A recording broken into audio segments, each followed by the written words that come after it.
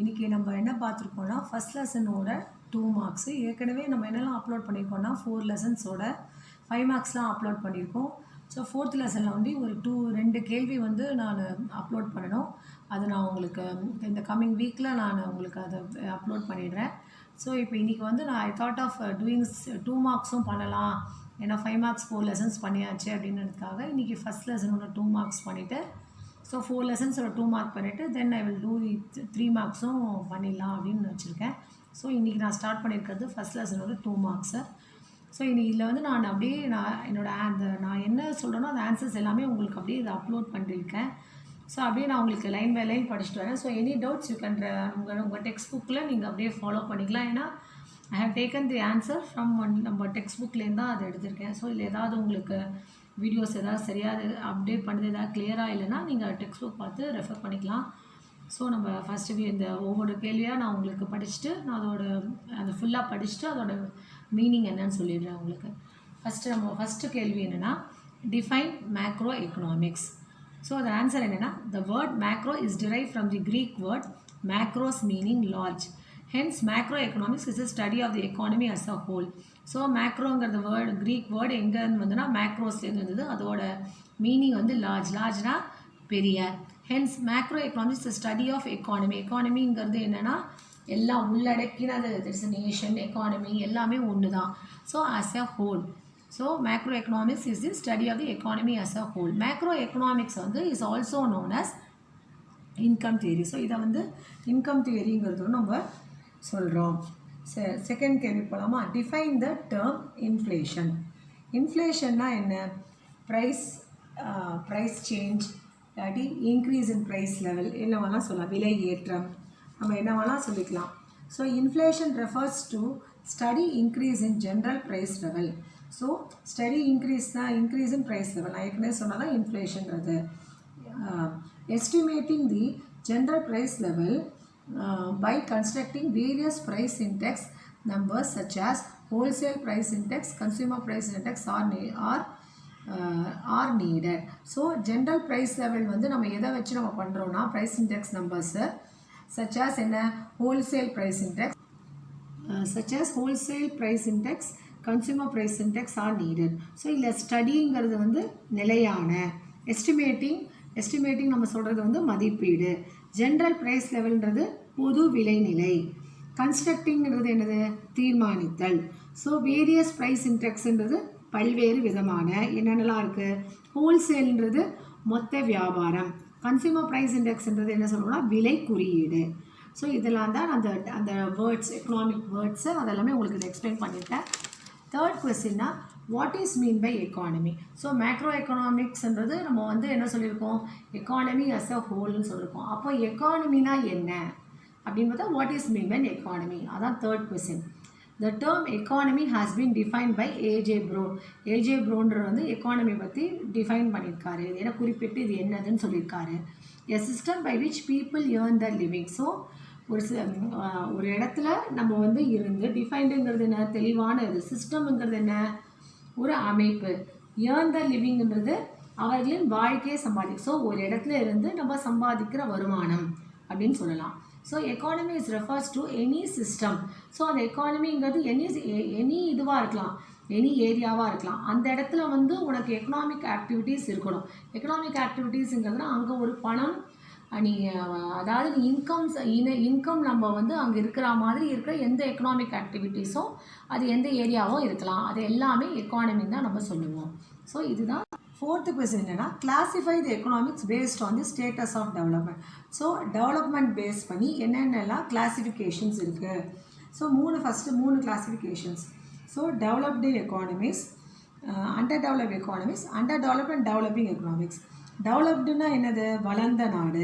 Under டெவலப்னா வளர்ச்சி குறைந்த. அப்புறம் டெவலப்பிங்கிறது வளர்ந்து கொண்டிருக்குதுன்னா நம்மலாம் வந்து என்னென்னா டெவலப்பிங் கண்ட்ரீஸில் தான் எக்கானமிஸில் தான் இந்தியாலாம் வருவோம். ஃபிஃப்த்து கொஸ்டின் வந்து what you mean by capitalism.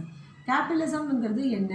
So ஒரு தனி ஆளாக, அதாவது தனி ராஜ்யம், தனி இது அவங்க வச்சது தான் சட்டங்கிறது தான் கேபிட்டலிசம். கேபிட்டலிசம்ங்கிறது முதலாளிகள் ஆட்சி அமைக்கப்பட்ட ஒரு இதுதான் கேபிட்டலிசம்ங்கிறது.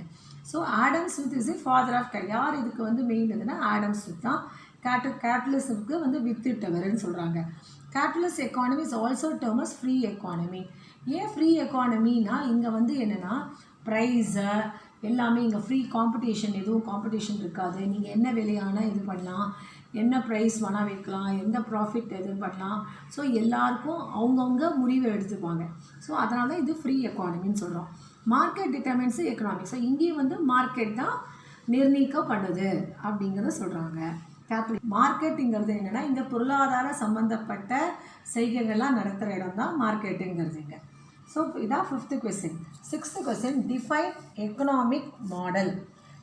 மாடலுங்கிறது என்னென்னா, மாடல்ன்றது ஃபஸ்ட்டு என்னன்னு பார்க்கணுங்கிறது ஒரு மாதிரிகள் அப்படின்னு தான் நம்ம தமிழில் சொல்லுவோம். Model is a simplified representation of real situation. So real சிச்சுவேஷன்றது ஒரிஜினலாக இருக்கிறது இல்லாமல் அது மாதிரி அப்படிங்கிறது தான் மாடல்னு சொல்லுவோம். A model is an explanation of how the economy or part of the economy. So மாடல்ன்றது வந்து டைரெக்டாக அது எப்படி வேலை செய்யுதுன்னு நம்ம சொல்ல முடியாது. சிம்பிளிஃபைட்னா என்ன, ஒரு எளிமையாக நம்ம இதை ரெப்ரசன்ட் பண்ணுறோம் அப்படின்னு சொல்கிறாங்க. Explanation how the economy are part of the economy works. எப்படி வந்து ஃபுல் எக்கானமியும் வேலை செய்யுது, இல்லாட்டி பார்ட் அதில் பாதி எப்படி எக்கானமி வந்து வேலை செய்யுது அப்படின்னு சொல்லுவோம். ஸோ இந்த மாடல்ன்றது இது மாதிரியான ஒரு செய்கையை வந்து குறிக்கிறதுன்னு அர்த்தம். So commonly used economic models என்ன, supply demand models, circular flow models, Smith models. இது 3 மாடல் இருக்குது. Next 7th question, that is the last question our part பியில். What is circular flow of இன்கம்னா என்ன, டிஃபைன் பண்ணுங்கள் அப்படின்னு 7th கேள்வி. The circular flow of income is a model of an economic showing connections between different sectors of the economy. So இங்கே செக்டாருங்கிறது பலவரை துறைகள். So circular flow of இன்கம்ங்கிறது வெவ்வேறு துறைகளில் இருக்கிற அதோட கனெக்ஷன்ஸ் ஒன்றுக்கு ஒன்று லிங்க் எப்படி வந்து ஒன்றுக்கு ஒன்று சார்ந்து இருக்குது அப்படிங்கிறத வந்து இங்கே நம்ம சொல்கிறோம். இதில் வந்து என்னென்னலாம் நம்ம சொல்லுவோம், ஃப்ளோ ஆஃப் இன்கம் சொல்லுவோம். Flow of income, goods and services, factors of production. So flow of இன்கம்ங்கிறது என்ன, வருமான ஓட்டம். அப்புறம் வந்து ஃபேக்டர்ஸ் ஆஃப் ப்ரொடக்ஷன்றது என்ன, உற்பத்தி காரணி. ஸோ கமிஷன் ஏஜென்ட்ன்றது பொருளாதார முகவர். ஃபர்ம்ஸுங்கிறது உங்களுக்கு ஏற்கனவே தெரியும், நிறுவனம். ஹவுஸ் ஹோல்டுன்றது குடும்பத்தை சார்ந்தது. இது எல்லாத்தையும் பேஸ் பண்ணி இருக்கிறது எல்லா இன்கமும் circular flow of income. So இதை 7 கொஸ்டின்ஸ் தான் நம்மளோட டெக்ஸ்ட் புக் பேக்கில் இருக்கிற பார்ட் பி கொஸ்டின்ஸ். ஸோ இது நான் அப்படியே இந்த ஆன்சர்ஸோடு உங்களுக்கு அப்லோட் பண்ணியிருக்கேன். அகெயின் சொல்கிறேன், இது எதாவது கிளியராக இல்லைனா நம்ம டெக்ஸ்ட் புக்கை நீங்கள் பார்த்து ரெஃபர் பண்ணிக்கலாம். ஏன்னா அந்த ஆன்சர்ஸ் ஆர் டேக்கன் ஃப்ரம் உங்கள் டெக்ஸ்ட் புக்லேருந்து தான் இதை எடுத்திருக்கேன். ஸோ பார்ட் பி பொறுத்த வரைக்கும் அப் டு த பாயிண்ட் நீங்கள் எழுதினா உங்களுக்கு கரெக்டாக 2 மார்க்ஸ் கொடுத்துருவாங்க. அகெயின் ஒன்று என்ன, வென்னவர் இந்த இதில் வந்து உங்களுக்கு இப்போ வந்து டெஃபினேஷன்ஸ்லாம் இருக்குது அப்படின்னும் போது see that அந்த டெஃபினேஷன்ஸ்லாம் ஒரு தடவைக்கு 2 தடவை நல்லா படித்து எழுதி பாருங்கள். டெஃபினேஷனில் வந்து மிஸ்டேக் வரக்கூடாது. ஏன்னா அங்கே ஒரு வேர்ட், அதாவது 1 or 2 வேர்ட்ஸ் கூட நீங்கள் ஓனாக எழுத முடியாது. ஸோ அந்த எக்கனாமிஸ்ட் என்ன டெஃபினேஷன் கொடுத்துருக்காரோ அதை தான் நீங்கள் எழுதணும். அப்போ தான் உங்களுக்கு கரெக்டான மார்க்ஸ் கிடைக்கும். ஸோ அதனால் அகெயின் டெஃபினேஷன்லாம் நல்லா பைஹார்ட் பண்ணிவிட்டு ஸோ எழுதி பாருங்கள். ஸோ தட் உங்களுக்கு அது மறக்காமல் இருக்கும். ஸோ ஐ திங்க் இந்த உங்களுக்கு இந்த 2 மார்க்ஸ் வந்து யூஸ்ஃபுல்லாக இருக்கும்னு நான் நம்புகிறேன். ஸோ உங்களுக்கு பிடிச்சிருந்தா உங்கள் ஃப்ரெண்ட்ஸ்க்கு ரெஃபர் பண்ணுங்கள். தென் ஸ்டார்ட் ப்ரிப்பேரிங். ஒன்றா படிக்க ஆரம்பிச்சிடுங்க. லாஸ்ட் மினிட்ல படிக்க முடியாது. பிகாஸ் இப்போ உங்களுக்கு இது ஒரு லாக்டவுன் பீரியடில் you have a sufficient time உங்களுக்கு இருக்குது. ஸோ நம்ம வீடியோஸை பார்த்து நீங்கள் பெனிஃபிட் ஆகிக்கோங்க. தென் உங்கள் ஃப்ரெண்ட்ஸ் எல்லாருக்கும் ரெக்கமெண்ட் பண்ணி ஷேர் பண்ணி அண்ட் சப்ஸ்கிரைப் பண்ணுங்கள். தேங்க்யூ. நான் நெக்ஸ்ட்டு வீடியோவில் உங்களை மீட் பண்ணுறேன். தேங்க்யூ.